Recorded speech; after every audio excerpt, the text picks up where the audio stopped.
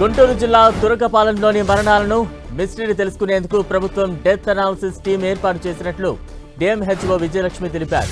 తురకపాలెంలోని గ్రామస్తులకు వైద్య పరీక్ష నిర్వహించామన్న ఆమె పూర్తిస్థాయి నివేదిక వచ్చిన తర్వాతే మరణాలకు గల కారణాలు తెలుస్తాయని తెలిపారు. ఆర్ఎంపీలు అధిక మోతాదులో యాంటీబయాటిక్స్ ఇవ్వకూడని హెచ్చరించారు.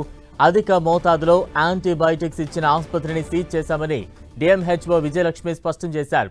ఇక గ్రామంలో డ్రింకింగ్ వాటర్ పరీక్షలో సేఫ్ అని రిపోర్ట్స్ వచ్చాయన్నారు. తురకపాలెంలో ఇప్పటివరకు 89 అనుమానిత బ్లడ్ శాంపిల్స్ సేకరించామని, అందులో 64 మందికి నెగిటివ్ వచ్చినట్టు తెలిపారు. మిగతా 20 బ్లడ్ శాంపిల్స్ ఫలితాలు 24 గంటల్లో వస్తాయని స్పష్టం చేశారు. గత వారం రోజుల్లో జీజీహెచ్ ల్యాబ్లో చేసిన బ్లడ్ కల్చర్ పరీక్షల్లో మెలాయాయి డోసిస్ బయటపడలేదన్న ఆమె ప్రైవేట్ ఆసుపత్రిలో నిర్వహించిన పరీక్షల్లో 2కి మాత్రమే ఇది నిర్ధారణ అయినట్లు చెప్పారు. ఆ శాంపిల్స్ ను మరోసారి ఎయిమ్స్ కు పంపుతామని డిఎంహెచ్ఓ విజయలక్ష్మి తెలిపారు.